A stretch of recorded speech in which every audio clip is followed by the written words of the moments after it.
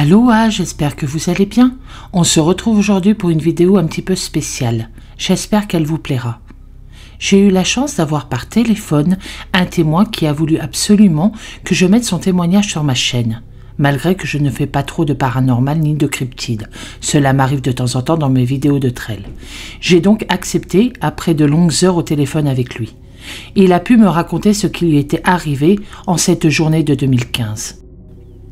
Petite précision importante, il est américain, donc il parle très mal le français.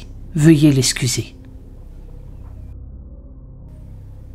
Coucou Kenny, merci beaucoup d'avoir choisi ma chaîne pour ton témoignage. Bonjour Kana, merci d'avoir accepté que je vienne témoigner sur ta chaîne et je tenais en effet à m'expliquer depuis longtemps.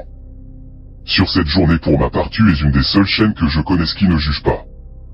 Et qui est très respectueuse dans son travail. Notre conversation téléphonique l'a encore plus confirmé. Merci à toi, je tenais à m'excuser à l'avance et demander à Kana de déformer ma voix. Je suis maintenant professeur à l'université et je tiens à vous comprendre à mon anonymat. Bonjour, je m'appelle Kenny, et j'ai vécu une rencontre assez terrifiante. L'hiver de l'année 2015, une expérience qui me marqua à jamais. Je fréquentais l'université du Nevada, dans l'ouest de l'État des États-Unis, caractérisée par ses grandes étendues désertiques et national forest. L'un de mes meilleurs amis vient d'Écosse. C'est un étudiant étranger originaire d'Édimbourg. Il est passionné par les activités en plein air, comme le camping, la randonnée, et l'exploration surtout. Un jour, il décida de nous emmener en randonnée pour faire du camping sauvage dans la montagne. Il était aussi un randonneur aguerri tout comme nous, et nous nous sommes mis d'accord pour partir avec sa voiture, un 4x4 tout-terrain. Je n'ai plus souvenir de l'endroit exact, mais je sais que nous étions au nord du National Forest. C'est là que nous nous sommes garés le long d'une route sinueuse. Avant de gravir une pente sur un sentier qui n'était accessible qu'à pied, je me souviens que nous étions constamment en train de regarder autour de nous, à cause de la présence des lions de montagne dans cette région. Nous avions pris avec nous des speed défense en cas d'une éventuelle rencontre avec eux. En général, les lions de montagne sont des prédateurs furtifs. Quoi qu'il en soit, notre marche s'en est retrouvée plus lente et plus prudente qu'elle aurait pu l'être dans d'autres circonstances. À cause de l'attention constante que nous portions sur les environs, l'endroit où nous allions n'était pas un terrain de camping proprement parlé. C'était un lieu boisé et montagneux qui avait attiré l'attention de mon ami. Pour moi, il y avait certainement de plus beaux endroits au Nevada. Il allait camper, mais nous l'avons suivi de bon cœur. Nous voulions que notre ami puisse profiter de cette journée. Il semblait vraiment content par le fait qu'il y ait de bonnes chances pour que nous soyons les premiers à camper dans cette zone. Il nous a fallu près de 2 heures pour atteindre l'endroit où nous devions camper, sur un terrain plat. L'endroit offrait une vue surprenante et assez étrange aussi. Quelques mètres après se trouvait un versant qui menait au sommet d'une autre montagne. Sur le moment, nous avons décidé de nous détendre un peu, avant d'installer notre campement. Nous sommes donc posés pour boire quelques bières, et le temps passa rapidement.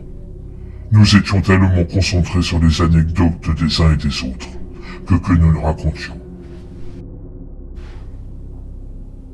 Que nous avions presque oublié de monter notre camp, tandis que nous nous rapprochions bientôt des 14 heures, quand tout le monde y finit sa bière, nous sommes donc mis d'accord pour monter le camp. Alors que nous étions en train de monter la dernière tente individuelle, nous avons entendu un cri puissant venir de la montagne d'en face.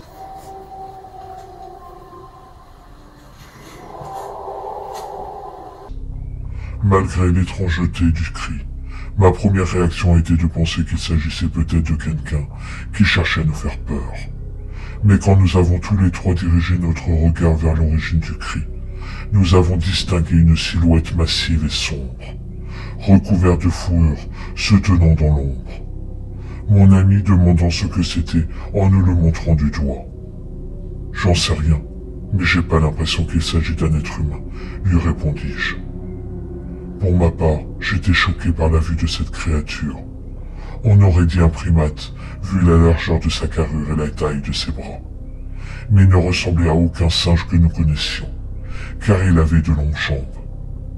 Je pouvais pas distinguer clairement ses traits, vu la distance et le fait qu'il se tenait dans l'ombre, mais ça avait l'air presque irréel, un peu comme si j'étais en train de rêver, ou faire un cauchemar plutôt. Il est resté là immobile à nous observer.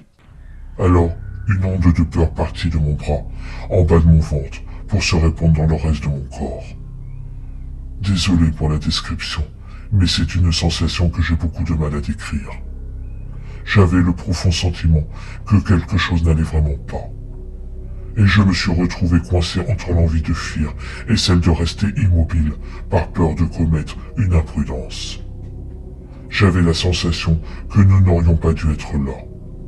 Puis je me suis souvenu des fameuses légendes circulant dans la région, entre les apparitions d'OVNI et les skinwalkers.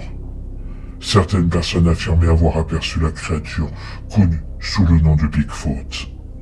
Comme vous devez sûrement le savoir, il s'agit d'un mystérieux cryptide aux allures de primate qui, apparemment, vivrait à l'abri des regards dans cette zone reculée d'Amérique de l'Ouest. C'était en tout cas l'image que je m'en faisais. On aurait dit un peu Chewbacca du film Star Wars, mais en un peu moins mignon. Bien que plus massif et d'un pelage plus foncé. Je crois que c'est un Bigfoot. Complètement paniqué en essayant de masquer ma peur et mon inquiétude, au moment où je finis ma phrase, la créature cria, si fort que j'ai cru que mes tympans allaient éclater.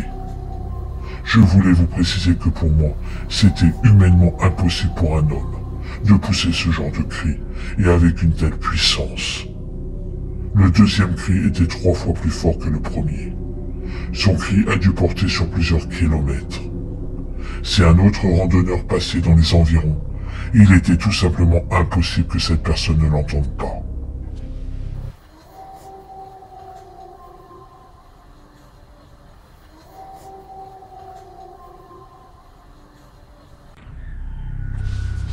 Puis, il s'est mis à regarder dans notre direction. Nous nous sommes mis à reculer. Je savais s'il décidait de nous attaquer, nous ne nous en sortirions pas. D'un coup, il s'arrêta et cria pour une 3e fois, un peu moins fort que la 2e. Il resta sur place pendant quelques secondes avant de repartir, en direction de la montagne pour disparaître. Un de mes amis voulait le suivre, car pour lui une pareille occasion ne se représenterait plus. Mais quel ignorant et quelle bêtise. Mais j'étais tellement stressé que ma réaction et mon instinct m'ont dit qu'il ne fallait prendre aucun risque, bien évidemment. Car il faut s'imaginer s'il décidait d'attaquer.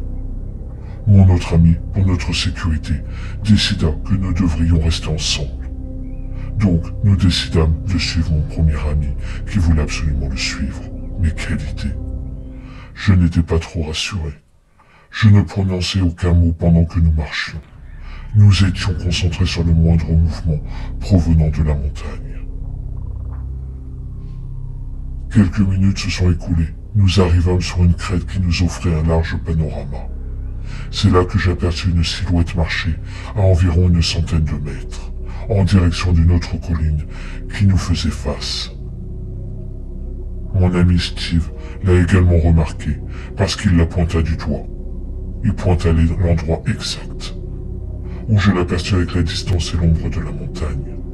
S'il n'avait pas été en mouvement, je ne pense pas que nous aurions pu le voir. Et c'est là que Steve poussa un cri en sa direction. Je lui cria, mais bon sang, à quoi tu joues? Il m'en répondit, je veux qu'il se retourne, je veux le voir de plus près. Je ne savais pas si c'était de la bravoure ou de l'inconscience, ou vraiment de la stupidité. Ne sachant plus quoi dire, j'espérais secrètement que cette créature poursuive son chemin. Mais ce ne fut pas le cas. Il se retourna dans notre direction pour nous observer à nouveau. J'étais à 2 doigts de m'enfuir. Steven voulait rester pour l'observer. Mais pour ma part, j'étais en panique, impossible de me contrôler. Ma main se dirigea vers l'épaule de Steven pour le tirer doucement en arrière. Le Bigfoot resta immobile pendant un petit moment avant de repartir en direction de l'autre colline. L'efficacité avec laquelle il se déplaçait sur le versant aussi escarpé me fait craindre encore plus le danger. Malgré qu'il semblait s'éloigner de nous, lorsqu'il eut atteint la crête, il se retourna à nouveau sur nous, avant de ramasser une grosse pierre. J'ai supposé qu'il ne voulait pas qu'on le suive davantage et jeta la pierre dans notre direction, très en colère, avait-il. Elle tomba à une 60aine de mètres devant lui.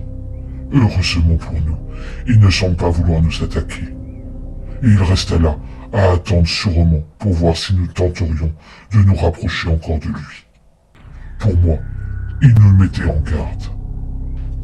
Je dis à mes amis, allons-nous-en, il faut qu'on parte. Il nous met en garde. D'un coup, nous repartions en direction de notre campement. Steve, tout le long du chemin de retour, ne dira rien. Steven était content d'avoir croisé le Bigfoot, mais pour moi je suis sûr d'une chose, il n'a pas voulu nous attaquer. Mon ami, en arrivant au camp, nous demande de faire nos sacs pour partir avant la nuit, car nous étions tous assez choqués pour passer la nuit ici. Nous sommes donc repartis en direction de la voiture. Nous sommes revenus peu à peu à la réalité, et le fait que nous avions rencontré quelque chose d'extraordinaire dans ces montagnes. Nous nous sommes arrêtés dans un restaurant pour manger un petit bout. Après 1 heure de route, il me déposa devant chez moi avec mon ami. Je pris une douche, et comme je n'arrivais pas à trouver le sommeil, je continuais tout dans un journal, notre journée, et surtout cette fameuse rencontre. Surréaliste, pour ne rien oublier. Notre vie à l'université reprise. Steven n'arrêtait pas de me parler de ce que nous avions vu. Il en était devenu passionné. Il fit des recherches à la bibliothèque en quête de témoignages. Il repartira souvent à l'endroit où nous avions vu cette créature avec son appareil photo. Quant à moi, cette rencontre m'avait quelque peu refroidi.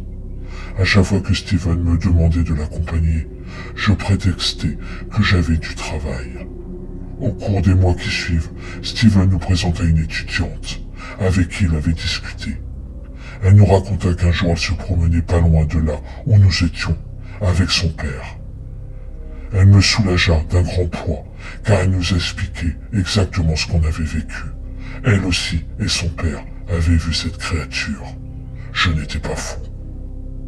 Je sais que beaucoup de sceptiques vont dire qu'on a tout inventé, cette rencontre, cette journée. Mais je sais ce que j'ai vu, et je sais que mes amis ont vu la même chose que moi. Merci en tout cas, Kana, d'avoir pris au sérieux mon témoignage.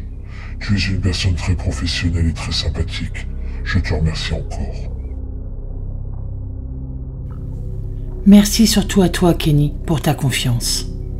Pour ma part, je vous souhaite une très bonne journée. Je vous dis à bientôt dans une prochaine vidéo et surtout, prenez soin de vous.